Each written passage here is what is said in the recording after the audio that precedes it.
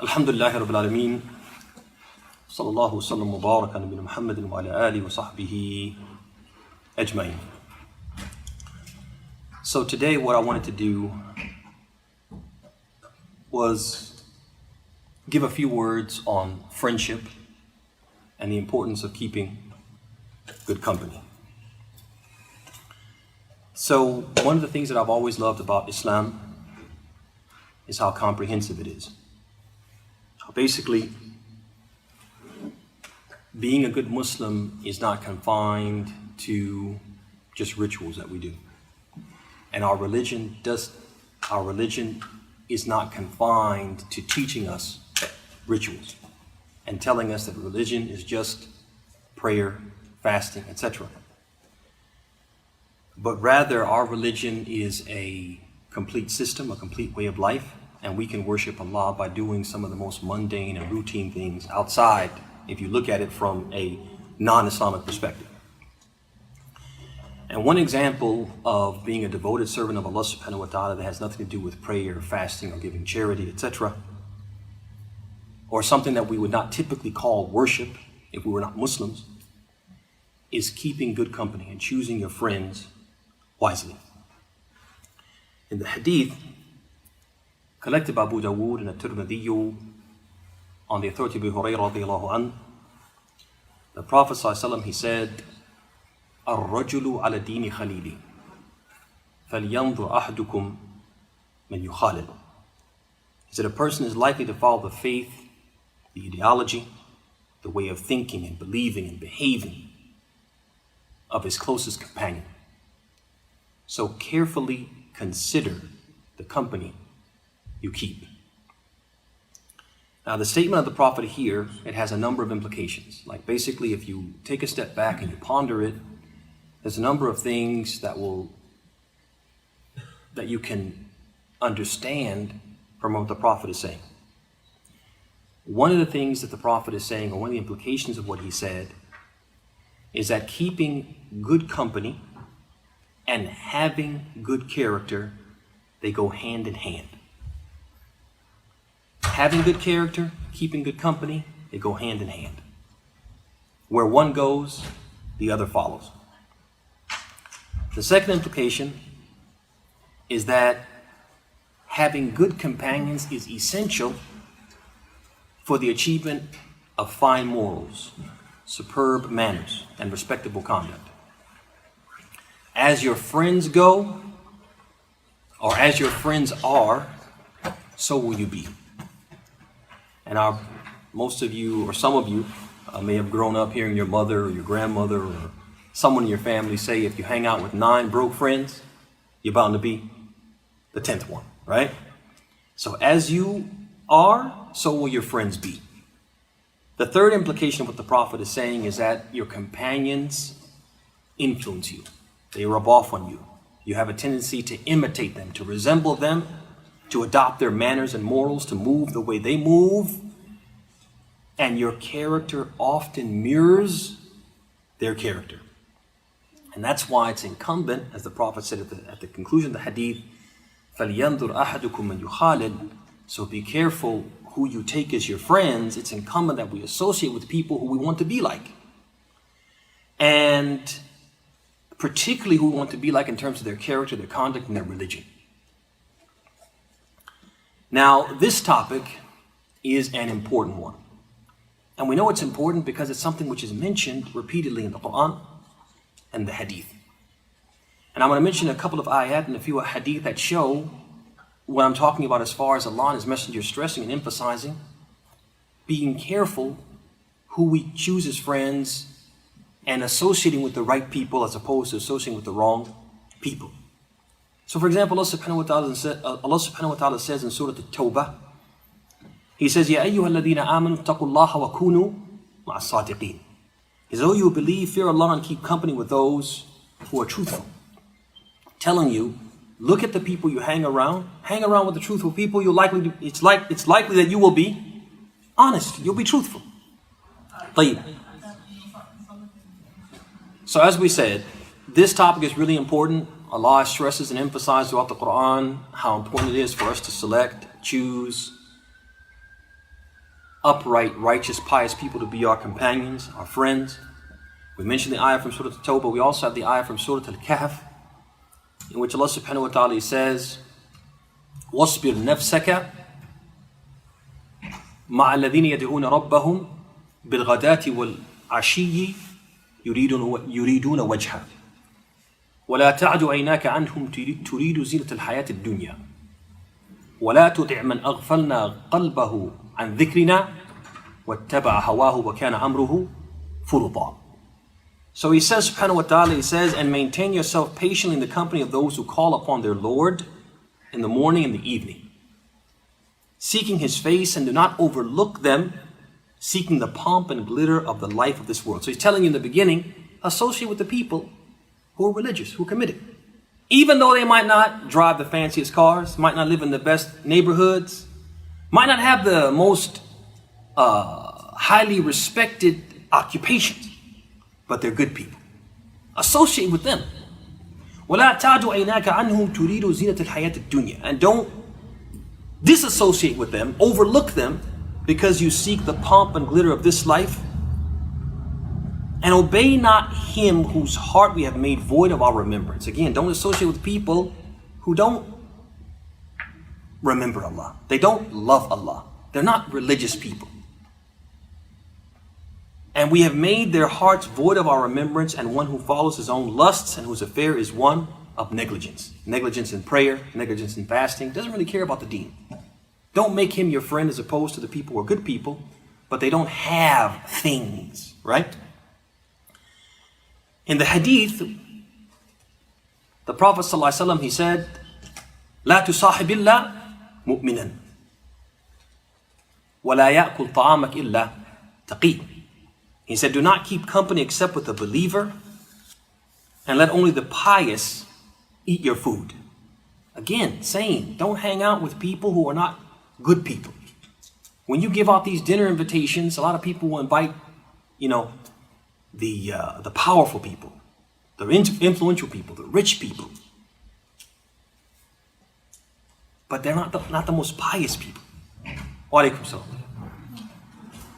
The Prophet is saying, let the invitation go to the people who are pious. وَلَا يَأْكُلْ طَعَامَكَ إِلَّا تَقِي. لَا تُصَاحِبْ إِلَّا مُؤْمِنٍ. Associate with the believers, not the non-believers, etc. Why? Because the people you associate with, they have a great deal, they wield a great deal of influence on you. They influence you in ways sometimes we don't even realize. And this is not just true, brothers. Wa alaikum salam.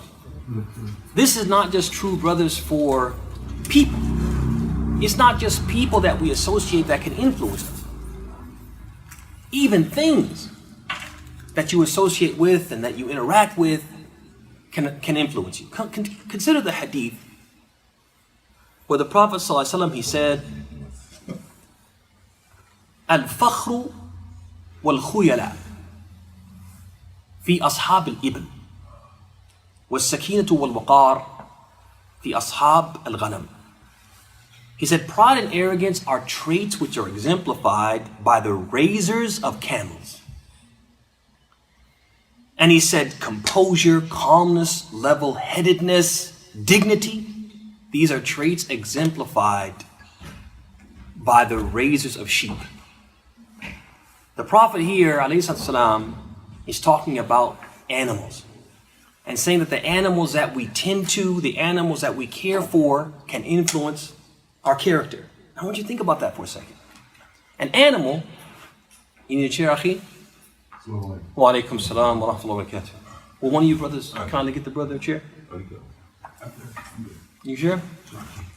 So, think about that for a second now. Animals, an animal can't make suggestions. An animal can't tell you, hey, why don't you smoke the cigarette? Come on, let's go to the club. An animal can't do that. An animal can't argue with you and debate with you and put pressure on you to do anything. But still an animal can influence, as the Prophet is saying, the animals that you tend to can influence your behavior. If this is true for an animal, how much more true is it for people who can put pressure on you? They can threaten to embarrass you. They can threaten to deprive you of certain things that you need from this world. And they can influence you, suggest to you, encourage you. So if they can, if an animal can influence you, how much more can people influence you, individuals influence you? How much more can your environment influence you? And this is important because we live in an environment which is diametrically opposed to what we believe in. And here, just to show or give an example of the influence of the environment, I want to digress briefly and give an example.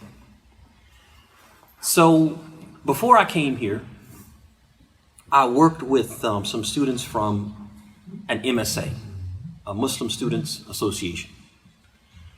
And there was a point where the unity of this MSA was being threatened, and they were on the verge of dividing into two groups, maybe more than two groups, but it appeared that there were basically two main groups that they were about to splinter into. The first group, wa alaykum assalam, was that group which you could say they desired to be committed. That they basically believe that there are certain guidelines that we as Muslims are supposed to stay within, certain boundaries we're not supposed to exceed or transgress, and we need to stay within those boundaries. They believe that. Now they might differ with me and you about what those boundaries are, but they believe there are boundaries. They believed in these boundaries. And they wanted to try to stay within those as Muslim students on a college campus in a Western country. The other group, you could describe them as highly liberal and basically heritage Muslims. What I mean by heritage Muslims are people who were born Muslim. We're born into Muslim families, our immediate family, our extended families, all Muslims. Islam is all we know as far as a faith is concerned. But we're not Muslims by choice, we're Muslims by chance. It just so happens. And Islam is not really the guiding light in our life, but it's kind of part of who we are, at least as far as we see it. Wa alaikum salam. So these two groups, the highly liberal versus the desiring commitment faction, they get into this highly tense, heated debate about a number of subjects. Among them, the highly liberal group was insisting that the more conservative group, if you will, would support the LGBT community, somehow incorporate in what they do, their activities, their programming, etc., support for the LGBT community, support for queer Muslims. What does support mean? You can just imagine what support could look like. Support is a very vague term, right? But you can imagine, what do they intend by supporting them? And they also wanted to cancel the conservative Muslims, to mute their voices, which basically means they wanted to ban any type of an amr bil ma'roof wa nahi al munkar, commanding good and forbidding evil. So they have these groups, like group text, like WhatsApp or something. And somebody might say, hey, we had such and such event the other night and some of the sisters came and they weren't wearing hijab, and these are some ayat or some hadith to remind the sisters they need to dress modestly. Somebody might drop that in the group. They wanted people like that to be canceled, to be penalized. That they shouldn't be telling anyone what they can and can't do, what they should and shouldn't do. They shouldn't be telling anyone how to practice the deen. Everybody is free to interpret the deen and practice however they want. Everybody just come to the events and nobody should say anything to anyone as far as what's right and wrong in the deen. No nasiha, even though the Prophet said, ad-deen an-nasiha. He said the religion is sincerity and giving sincere advice. They said, no, I want to cancel that. Al-Muhim, I'm sitting there, I'm watching this debate. As I'm watching it, I come to realize something. And that is that you have people, in this case young people, but it doesn't just apply to young people exclusively, it could be older people as well. People who've lived here in the West. They've been educated in the West, and in effect, they've been indoctrinated by the West. They've come to adopt and believe the ideology of the Western society, and basically that ideology for them determines what is right and what is wrong. They see everything through the lens of Western ideology, and what Western ideology and thinking and thought says is right, and what it says is wrong. They've adopted wholeheartedly these beliefs and this ideology. They're surrounded by this environment, and they've allowed themselves to be totally and completely influenced to the point that they take this square peg that is Islam and try to shove it in the round hole of Western ideology. And to the point that you find them in the name of Islam saying the exact opposite of what Islam says. We need to promote LGBTQ. We need to promote queer Muslims. We need to support them. We need to be on their side. And we need to do away with the amr bil ma'ruf and nahi al munkar. I'm asking you, isn't that the opposite of what Islam says? There's at least 10 verses in the Quran, or 10 passages, I should say, in the Quran, where Allah subhanahu wa ta'ala speaks about Qawm Lut, the people of Lot, what they did. He expresses disapproval, how he penalized them, punished them in this world for their crime. And he uses language which shows clearly that he totally disapproves of what they did, to the point he calls them mujrimeen, criminals. He calls them musrifin, people who transgress the bounds, etc. Does that sound like something Islam is for? The Prophet ﷺ in a handful of a hadith, again, expressed his disapproval of this practice, the behavior. And the Muslims are mujmi'un. They are unanimously agree that this is something that's totally wrong. But you have people arguing in favor of it in the name of Islam. Because why? Because they've been influenced by their environment, which is why the Prophet said in the hadith, it's part of the meaning of what the Prophet said in the hadith, he said, "Ar-rajul ala dini khalili." A person will follow the faith of his companion. فَلْيَنْظُرْ أَحَدُكُمْ مَنْ يُخَالِدْ. So let each one of you be careful, carefully consider those with whom they associate. The content that you consume, what you watch, who you talk to, what you read, who you run with, as we say, because that will affect you. Contemplate the first part of the hadith. Ar-rajulu ala dini khalili. A person will follow the faith, the ideology, the belief system of his closest companion. The Prophet, in effect, is basically telling you, you can lose your religion. You can lose your faith. That fear of losing our religion should be enough for us to what? Should give us pause. Let me really look around me and the people that I associate with and see if I should really be associating with them, and if that is a threat to my religion.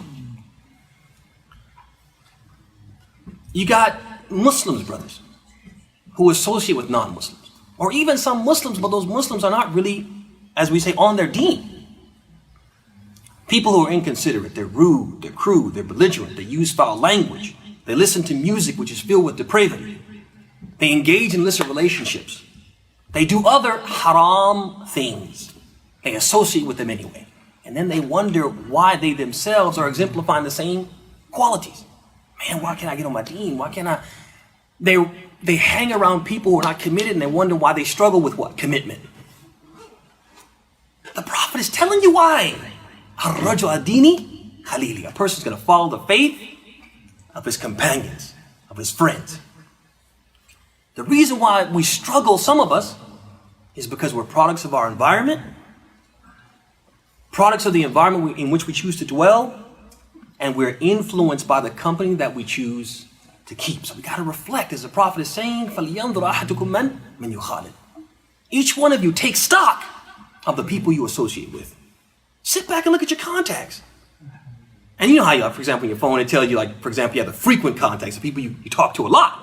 Sit back and look at that list. And ask yourself, are these the people I really need to associate with? Are these people benefiting me, or are they harming me?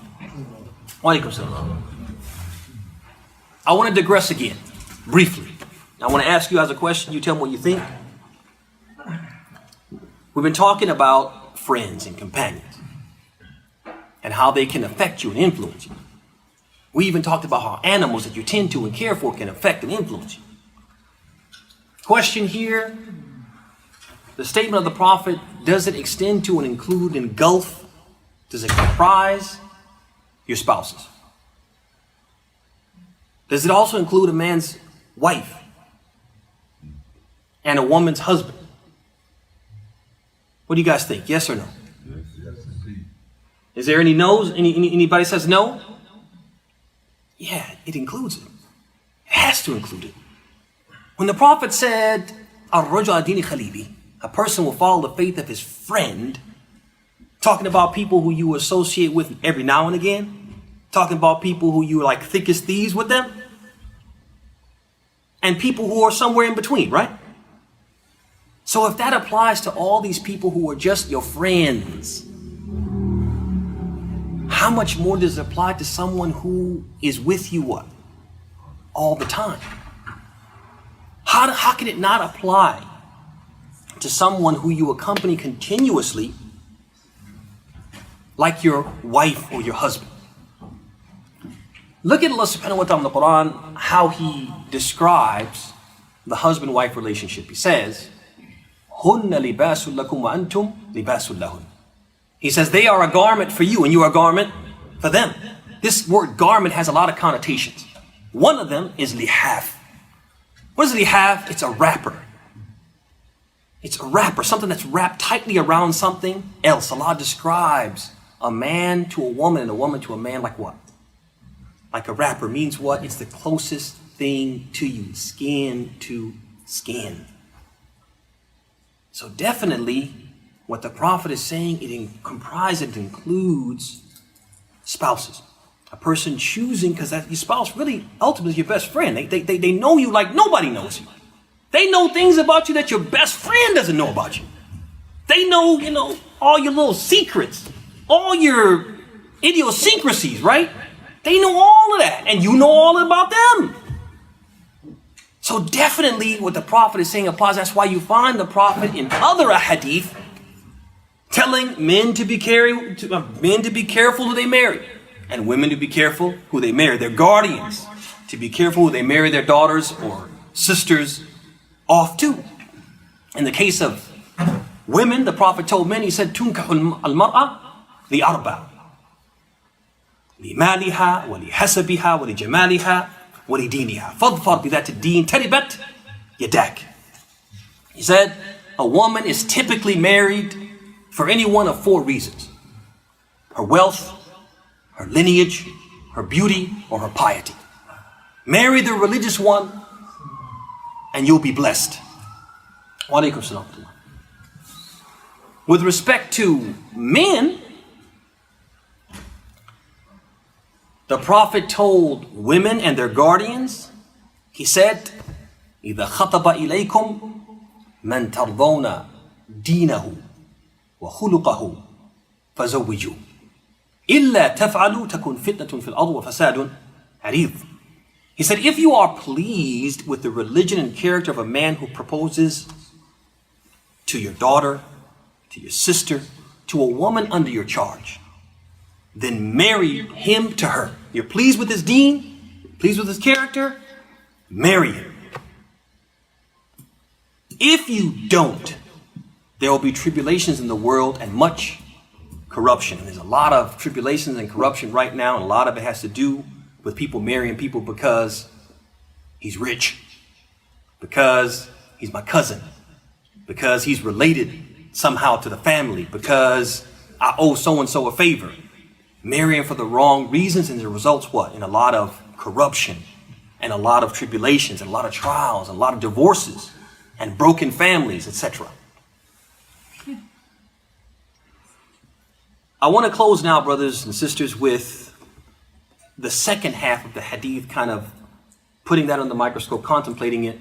And that's what the Prophet said, فَلْيَنْظُرْ أَحَدُكُمْ مَنْ يُخَالِلْ. So let each one of you carefully consider his friends, choose his friends wisely, look around you and see the people you're associating with, and carefully reflect upon whether or not they're good for you or bad for you. There's a lot of wisdom in this part of the hadith. And the wisdom can be seen from a number of angles. I'm going to mention 3 angles. I guess you could say 3 rationales for the Prophet saying what he said. So the first wisdom, or the first angle of the wisdom, is that friends, the Prophet is saying, be careful who you choose your friends. Why? Because friends apply pressure. If they're good friends, they apply good pressure. Come on, man, let's go to the masjid and get this tarawih. Right? You weren't going to go. But your friend says, come on, let's go. And what do you end up doing? You go. He says, come on, man, let's fast on Monday, me and you. And I'll take you out to dinner afterwards. Applying what? Good pressure. What? You going to feed me? Oh, yeah, I got that. I'm going to fast. Right? They apply what? Good pressure. If you have bad friends, they apply what? Bad pressure. Come on, man, let's go to the club. Come on, man. Let's go buy some cigarettes. Let's go play the lottery, man. Man, the jackpot right now is like 10 million or something like that. Bad friends apply what? Bad pressure. That's why the Prophet said, be careful who you are, who you associate as friends. During the time of the Prophet, ﷺ, and just to give an example of this good pressure, Abu Bakr, we know that he was one of the first and foremost to what? To give charity and to basically have the Prophet's back financially. And his willingness to give and be at the forefront of giving, it put pressure on the other companions to do what? To try to get up to that level. And there's a famous hadith where Umar, he said that the Prophet, he said, I used to compete with Abu Bakr in everything. I never could beat him in anything. He said, but one time the Prophet made a call for charity to fund an expedition. And it just so happened at that time I had a lot of money. A lot of money saved up. So I was like, oh, this is perfect. I'm going to beat Abu Bakr today. So he said he went home. He said he divided his wealth in half. He left half for his family and brought half to the Messenger of Allah sallallahu alaihi wasallam. So when he brought the wealth, and it was so much, the Prophet said, what did you leave for your family? He said, I left mithlahu. Just like this, Messenger. I gave them half and I gave you half. So Abu Bakr came. Just drops this big load of charity. Far more than what Umar had brought. So the Prophet said, what did you leave for your family?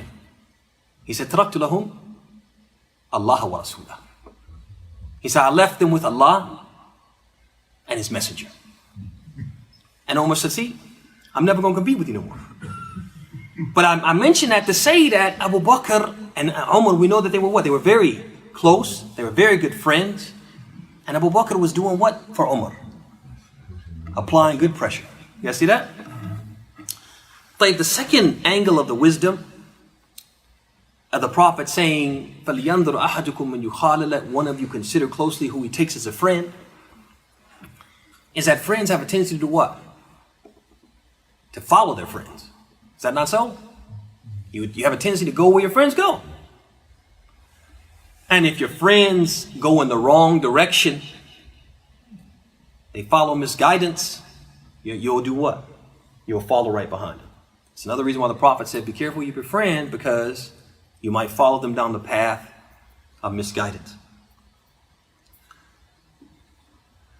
If we're looking for support for the first 2 angles that I mentioned, look no further than the famous hadith collected by Bukhari on the authority of Sa'id ibn Musayyib. In that hadith, he mentions how the Prophet ﷺ, he went to the deathbed of Abu Talib, his uncle, his beloved uncle, who had defended him and defended Islam probably more than many Muslims, although he was a non-Muslim. Wa alaikum salam. And the Prophet had been trying this whole time to convince Abu Talib to be Muslim. This was his last opportunity. So he went. He found out that he was sick on his deathbed, rushed to his bedside. But when he got there, he found 2 people from the pagans of Quraysh. They were Abdullah ibn Abi Umayyah and Abu Jahl. So the Prophet ﷺ, he was undaunted. I'm going to give my da'wah. So he gave his da'wah. He said, Ey Amr, قل لا إله إلا الله كلمة أحاج لك بها عند الله يوم القيامة. He said, Abu Talib, my uncle, my dear uncle, wa alaykum salam. He said, say la ilaha illallah. A word that if you say it, I will be able to argue on your behalf on the day of judgment. Just say these words and I'll be able to argue on your behalf. Without these words, I won't have a leg to stand on. Yarhamukillah. But if you say these words, I can argue on your behalf. But Abdullah ibn Abi Umayyah and Abu Jahl, they weren't going to let that go. They weren't going to leave it there. They had to push back and put pressure. So they told Abu Talib, they said, are you going to deny and forsake the religion of your forefathers? And implicitly say that they were upon falsehood and misguidance? Are you going to shame them and shame their name? Are you going to do that? They were putting pressure on them. They said what they said. The Prophet repeated what he said. They went back and forth until finally, Abu Talib, he said, هو على ملة عبد المطلب وأبى أن يقول لا إله إلا الله. So his last breath, he says that he is upon the religion of Abdul Muttalib, the religion of shirk, and he refused to say La ilaha illallah, and he died. So this is an example, a practical example of what we talked about. Friends applying pressure, and a friend following their friend into what? Into misguidance. The last wisdom I want to mention, the last angle of the wisdom of what the Prophet said I want to mention, is that if you have a friend that's a good friend, then you are going to invariably benefit from that friend. Sometimes you benefit directly, and sometimes you may benefit indirectly, but you're going to always benefit from that friend. But if you have a bad friend, then you are going to almost invariably be harmed by that bad friend, sometimes directly and sometimes indirectly.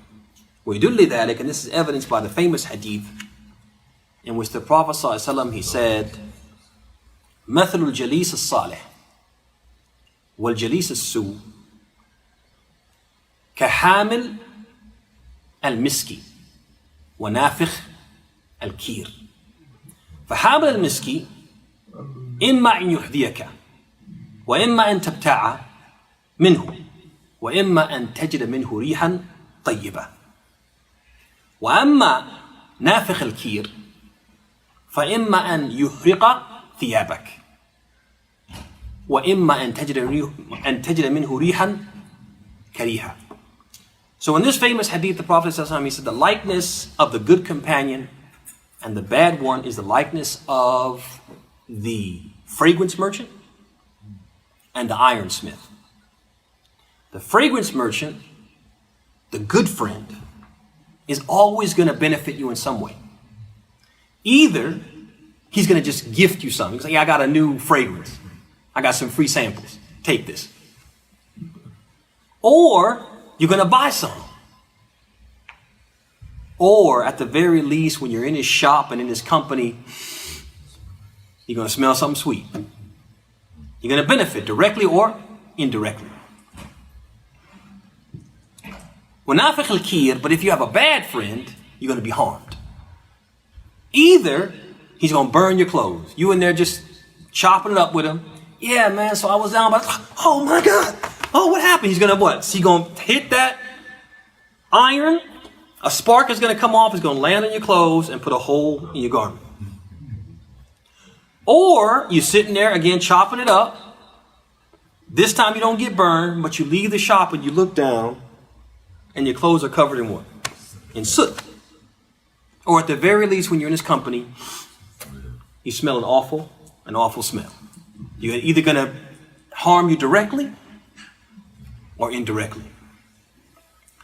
So, An-Nawawi, rahimahullah ta'ala, when he commented on this hadith, I'll just say that briefly to close. He said this hadith, it basically prohibits associating with those who associating with them will either be harmful to you in your religion or harmful to you in your worldly life. And so this gives us the yardstick by which we say which ones are the friends I should keep and which are the friends I should cut cut loose. Somebody who's helping me in my deen, or helping me in my worldly life while not hurting me in my deen. Those are the friends I keep. But if you're hurting me in my deen, or helping me in my worldly life while hurting me in my deen, let alone if you're not helping me in the deen or in the dunya, then I don't need to associate with you. And with that, brothers and sisters, we bring our short talk, our few words on friendship and keeping good company to a close. Are there any questions, comments, or critiques? Huh? Repeat? Yeah. The whole thing? No, I can't. Why you see it? But it's on Facebook though, so you can watch it, inshallah. That was good. That was a good one though. It was a good try. You had a question, Afi? Yeah, I was wondering, is that hat from Ethiopia? This hat? Somebody gifted this to me. I wish I knew where it was from because I want to get more of them. Yeah, this is my favorite type of hat. Yeah. Any other questions? Going once? Going twice? The next class? Tomorrow at 7:15, inshallah. So tomorrow we have class? We've been saying it. You need to sign up for the emails, brother. Because we're announcing it in Jumu'ah and people are just not. Huh? I'm getting on. No, you can't use old as an excuse, brother. You're not paying attention. That's what it is. But no, inshallah, every Friday, Saturday, and Sunday, without fail, there'll be a talk at around 7:15. Hopefully something light like this. I hope this was light. I hope you don't consider this too heavy or too intense. And there may be scattered throughout the week. There's no guarantee. Because I think the Sheikh did do one or two last week during the week. But the guarantee is Friday, Saturday, and Sunday. Please be with us here in the masjid if you can. If you can't, meet us on Facebook. And with that, we'll bring this to a close. هذا وصلى الله وسلم وبارك على محمد وعلى آله وصحبه أجمعين. السلام عليكم ورحمة الله وبركاته.